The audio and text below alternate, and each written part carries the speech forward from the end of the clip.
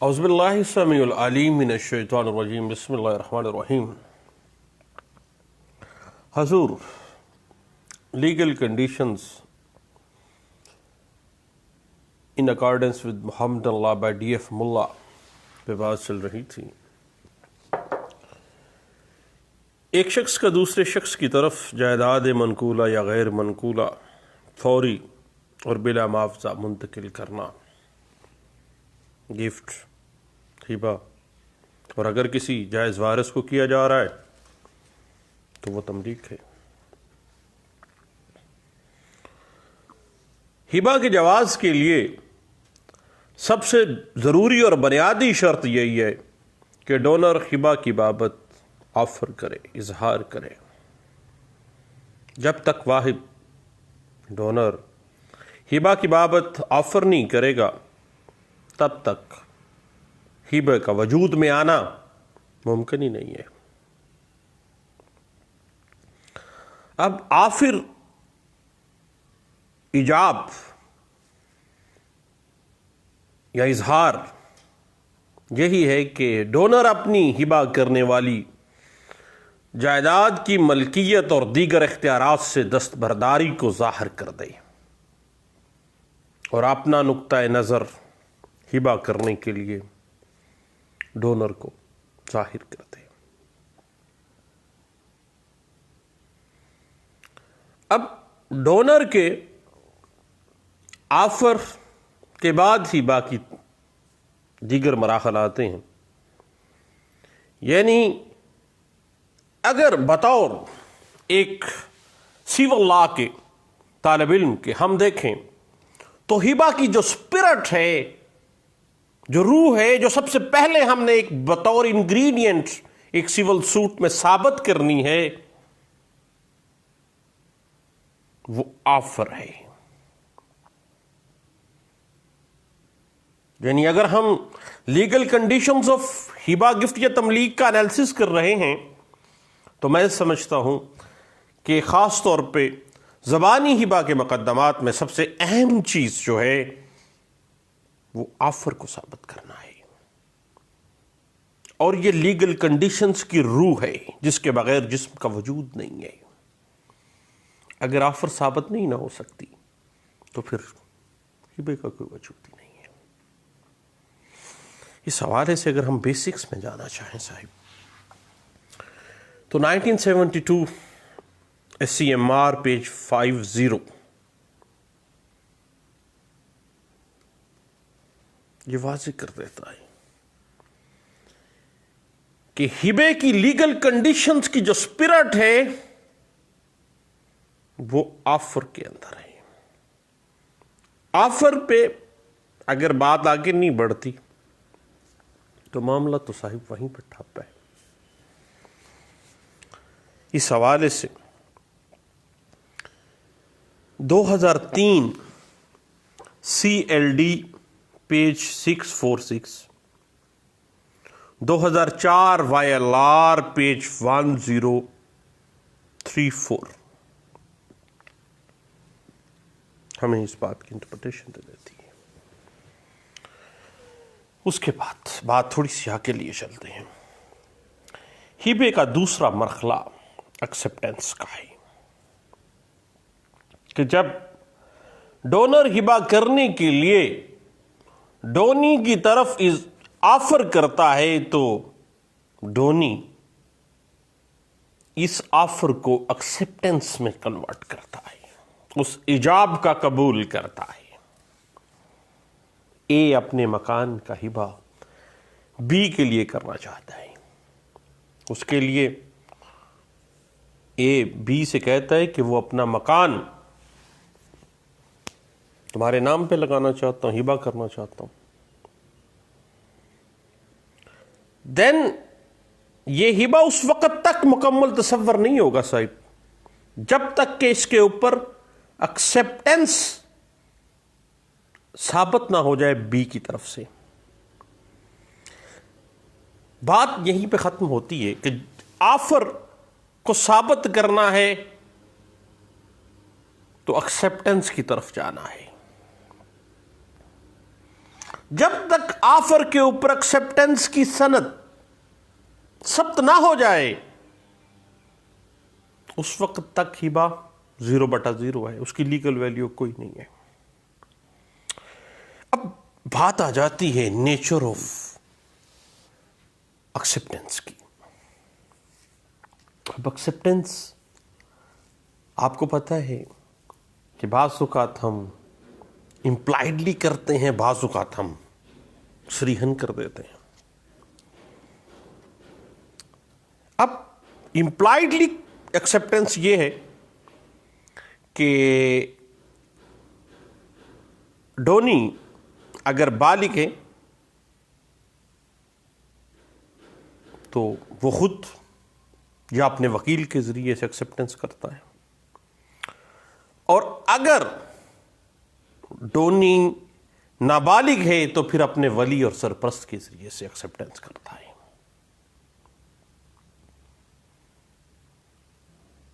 اب اس کے بعد بات آ جاتی ہے کہ وہ اظہار کرتا ہے بذریعہ وکیل یا خاموشی کے ساتھ یا اپنے جسچر کے ساتھ، اور صریحاً طور پر ایسی بعض اوقات ایکسپٹنس ہوتی ہے جس میں ڈونی خود اس میں اپنے وکیل کے لیے یا کسی کو نامزد نہیں کرتا ہے۔ امپلائڈلی تو یہ ہے کہ وہ خود امریکہ میں بیٹھا ہے اور یہاں پہ اپنا وکیل مقرر کر دیتا ہے، لیکن ایکسپریسلی اس طرح سے ہے کہ وہ خود وہاں اس مجلس میں موجود ہے اور ڈونر کے آفر کی بدلے میں ڈائریکٹلی ایکسپٹنس کرتا ہے، اسی مجلس میں کرتا ہے۔ اس حوالے سے اگر ہم بیسکس کو پڑھنا چاہیں تو پی L D 1975 Lahore high court page 1990 ہمیں گائیڈ لائنس دیتی ہے کہ ہبے کے مکمل ہونے کے لیے ضروری ہے کہ آفر ایکسپٹنس میں تبدیل ہو، قبولیت کی سٹیمپ اس پہ ثبت ہو، پھر معاملہ آگے بڑھے گا، معاملہ تیسری سٹیج پہ چلا جاتا ہے۔ اس حوالے سے 1994 S C M R page 1870، 2002 S C M R page 198، P L D 1964 Supreme Court of Pakistan page 143، یہ ہمیں بیسک گائیڈ لائنس دے دیتی ہیں۔ اس کے بعد بات آ جاتی ہے کہ ہبہ کی جانے والی پراپرٹی کا قبضہ ٹرانسفر کر دیا جائے، جو سب سے اہم، جہاں پہ جا کے اب صاحب پایہ تکمیل تک ہونے لگا ہے ہبہ، اور ڈونر اپنی آزاد مرضی سے آفر کرتا ہے، ایکسپٹنس ہوتی ہے، اس کے بعد پھر قبضہ اس پراپرٹی کا ڈونی کو سونپ دیا جاتا ہے، اور اگر ڈونر ایسا نہیں کرتا، قبضہ ڈلیور نہیں ہوتا، دین ہبہ مکمل نہیں ہوتا ہے۔ اب اگر اس حوالے سے ہم تھوڑا سا غور کریں کہ ہبہ نام ہی اسی چیز کا ہے کہ جائیداد محوبہ جو ہے، جو جائیداد سبجیکٹ میٹر آف ہبہ ہے، ایک ڈونر اس میں سے اپنے تمام حقوق ختم کر رہا ہے، دستبردار ہو رہا ہے، اور ہبے کی تکمیل کے لیے اس کو کچھ قرین انصاف ہوگا، انصاف کے تقاضوں کو پورا کرنے کے لیے یہ مینڈیٹری ہوگا کہ اس بات کا ثبوت ملے کہ اس نے جائیداد جو ہبہ کی ہے وہ تو دے دی ہے، اس کے تمام حقوق سے وہ دستبردار ہو چکا ہے۔ اس حوالے سے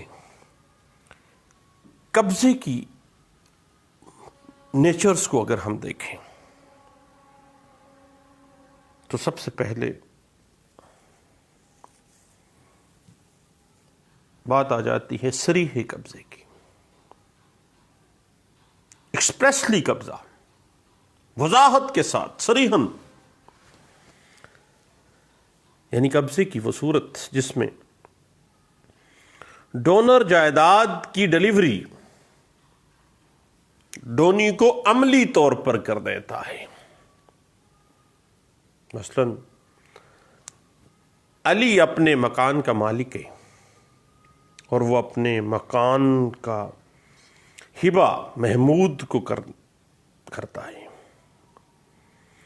اب آفر ایکسپٹنس ہو گئی، ڈیلیوری آف پوزیشن تب واقعہ ہوگا جب علی اس مکان کا قبضہ چھوڑ کے محمود کو قبضہ دے دے گا۔ یہ ہے صریحاً قبضہ، ایکسپریس قبضہ۔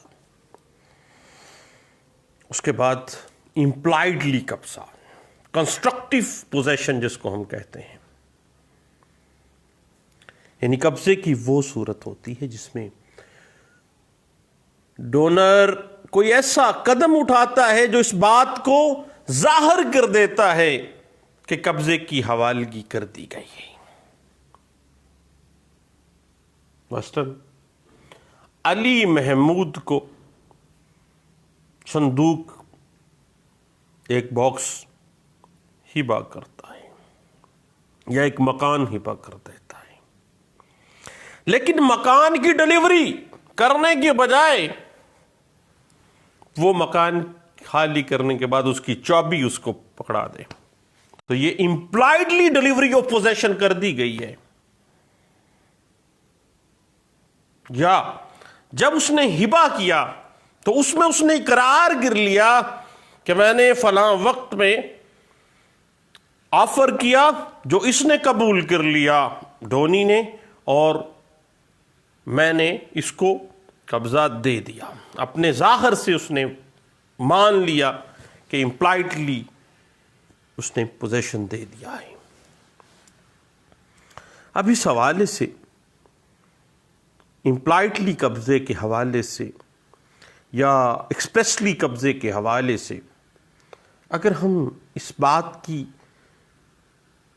لیگل نیچر کو تھوڑا سا ٹچ کر لیں تو قبضے کے حوالے سے پہلی چیز آ جاتی ہے ایکچوئل پوزیشن، حقیقی قبضہ۔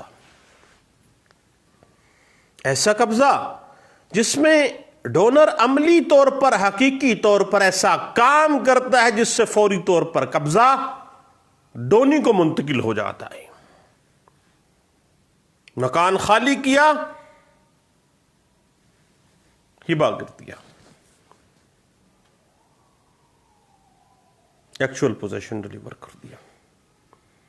اور دوسری بات ہے کنسٹرکٹیو پوزیشن کی، ایسا طریقہ اپنایا جو ظاہر کرتا ہے کہ قبضہ کی حوالگی انجام پذیر ہو گئی ہے۔ مثلا علی محمود کو ایک مکان ہبہ کر دیتا ہے، لیکن اس مکان میں تو کرایہ دار رہ رہے ہیں۔ ایسی صورت میں جو قبضہ ڈیلیور ہوگا وہ کنسٹرکٹیو پوزیشن ہی ڈیلیور ہوگا، یعنی اب کرایہ دار کرایہ علی کو نہیں بلکہ محمود کو دیا کریں گے، کیونکہ وہ ہبہ ہو چکا ہے اور وہ مان گیا ہے ہبے کو۔ اس کے بعد ہبہ کے اندر جو قبضہ ہے وہ ایک ایسا لیگل ایشو ہے، ایک ایسی جورسٹک ٹیکنیکلٹی ہے جو بطور سیول پریکٹیشنر ہم کو فیس کرنی پڑتی ہے۔ اس حوالے سے اگر جائیداد ڈونی کے پہلے ہی قبضے میں ہو، پہلے ہی ڈونی وہاں پہ رہ رہا ہے، اپنے قبضے میں رکھا ہوا ہے اس نے اس پراپرٹی کو، تو دین یہ ضروری نہیں ہے کہ محض کارروائی کی تکمیل کے لیے اس سے دوبارہ قبضہ لے کر دوبارہ اسے اس پر قابض کیا جائے۔ بلکہ اس کے لیے صرف ڈیکلریشن از انف. قبضہ پہلے ہی اس کے پاس ہے، ڈونی کے پاس. مالک نے، جو ڈونر ہے، وہ ڈلیوری آف پوزیشن کیسے کرے گا؟ بائی ڈیکلریشن، کہ میں نے آفر کیا، تم نے قبول کیا، میں اعلان کرتا ہوں کہ میں نے تمہیں delivery of position of that property جو میں گفٹ کر رہا ہوں میں تمہیں دے دی ہے. وہ ڈیکلریشن انف ہوگا، بجائے اس کے کہ ڈونی بھائی پہلے پراپرٹی کو خالی کرے، ڈونر اس پہ اب قابض ہو، پھر اس کو دوبارہ ڈونی کو قبضہ دیا جائے. ایسا نہیں ہے. اس کے بعد ایک کنڈیشن آ جاتی ہے بعض اوقات ایک لیگل ایشو کے طور پہ. اگر ڈونر اور ڈونی دونوں اس گفٹ پراپرٹی کے اندر قابض ہوں، اس دونوں رہائش پذیر ہوں، تو ضروری نہیں ہے کہ ڈلیوری آف پوزیشن کے لیے وہاں سے ڈونر باہر نکل جائے، بلکہ یہاں پہ بھی ڈیکلریشن انف ہوگا کہ بھائی میں ڈونر ہوں، گفٹ کر رہا ہوں، ہم دونوں یہاں اس پراپرٹی میں رہتے ہیں، آئندہ کے لیے آپ جہاں کے مالک ہیں، میری حیثیت مالکانہ ختم ہو چکی ہے کیونکہ میں نے ہبہ کر دی ہے یہ پراپرٹی. اعلان ہی نف ہوگا. اور اگر شوہر بیوی میں سے ایک فریق دوسرے کے حق میں ہبہ کرتا ہے تو فی الواقعہ قبضے کی منتقلی یا ڈلیوری آف پوزیشن ضروری نہیں ہے.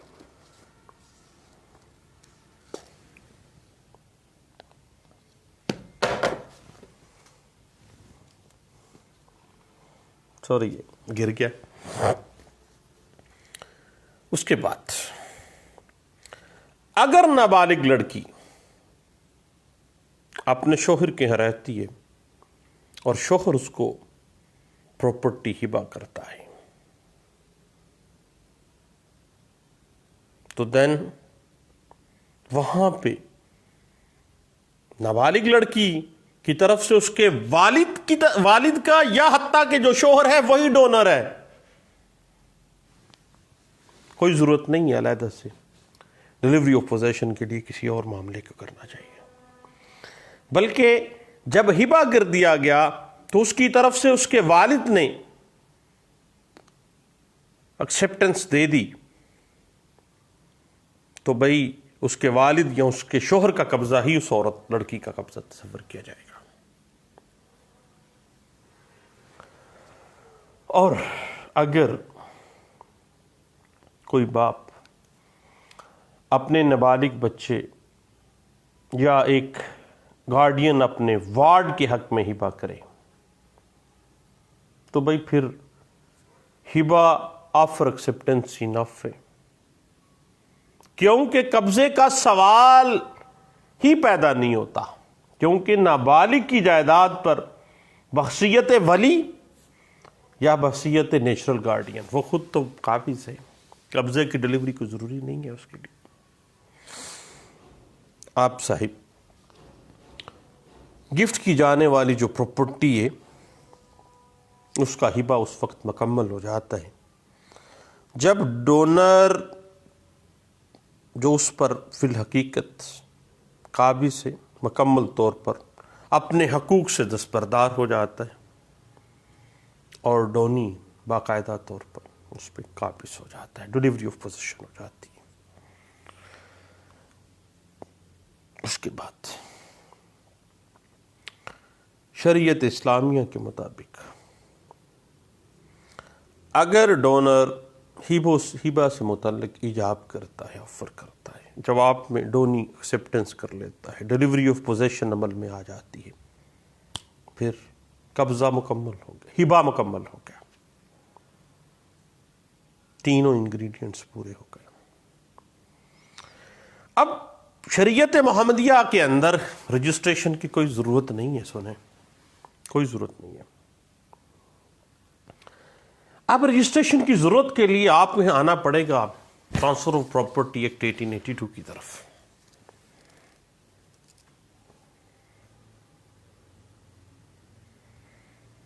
جو کہہ دیتا ہے کہ ہبہ اگر غیر منقولہ پراپرٹی کے متعلقہ ہے تو اس کی رجسٹریشن لازمی ہے. حتیٰ کہ ٹرانسفر آف پراپرٹی ایکٹ 1882 کہہ دیتا ہے کہ offer acceptance and delivery of possession, ان تینوں کے بعد رجسٹریشن آف ہبہ that is mandatory under section 17 registration act. وہ تمام دستاویزات، وہ تمام معاہدہ جات جن کی رجسٹریشن مینڈیٹری قانون نے قرار دی، اس میں ہبہ بھی شامل ہے.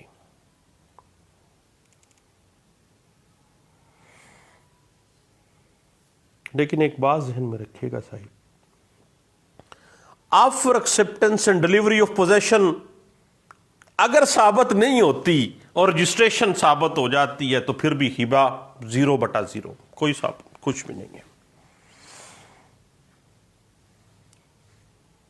اور اگر انرجسٹرڈ ہے، ثابت ہو جاتا ہے تو پھر وہ ویلڈ ہبہ ہوتا ہے.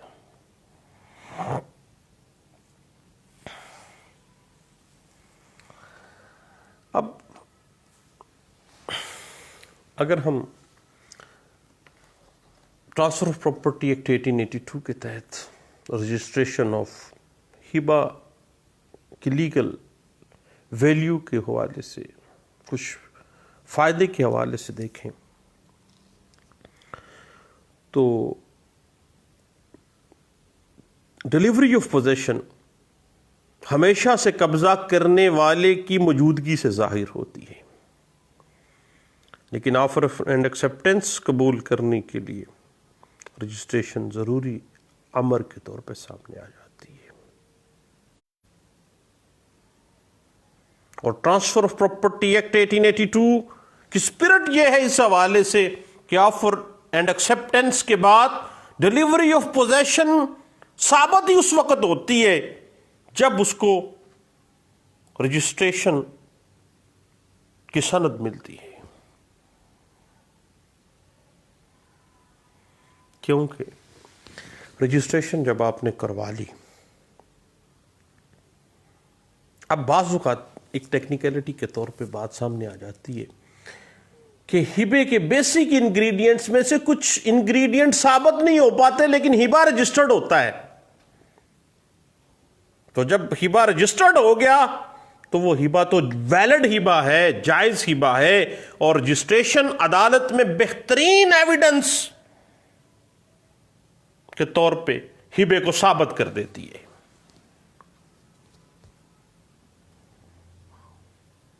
اس کے بعد محمد اللہ واضح کر دیتا ہے کہ ڈونر کی نیت یہ ہو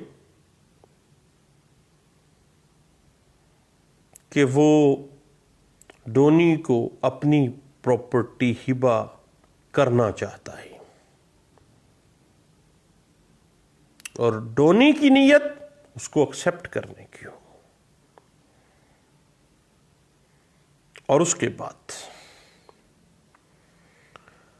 ڈونر اپنی آزاد مرضی سے ڈونی کے حق میں ہبہ کرے، اس میں کسی قسم کا کوئی جبر، کوئی فریب، کوئی بدنیتی، کوئی مس ریپرزنٹیشن کا امر دخل نہ ہو. اسی طرح ڈونی کے لیے بھی یہ ضروری ہے کہ وہ اپنی آزادانہ مرضی سے ڈونر کی جو آفر ہے اس کو ایکسپٹ کرے، کوئی جبر فریب اس میں شامل نہ ہو. اس حوالے سے آل انڈیا رپورٹر 1945 پی سی پیج 54 ہے، 2002 SCMR page 1938، PLD 1969 Lahore high court page 338.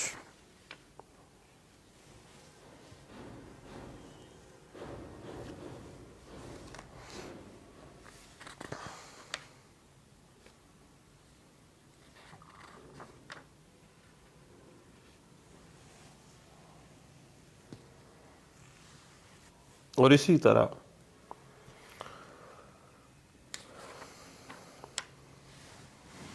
دو ہزار چودہ YLR پیج 1620 جو ہے وہ ہمیں گائیڈ لائنس سے دیتی ہے. تو حضور ہبہ ایک تھوڑا سا لینتھی ٹاپک ہے، اس کے مختلف آسپیکٹس کو ہم کافی عرصے سے دیکھ رہے ہیں.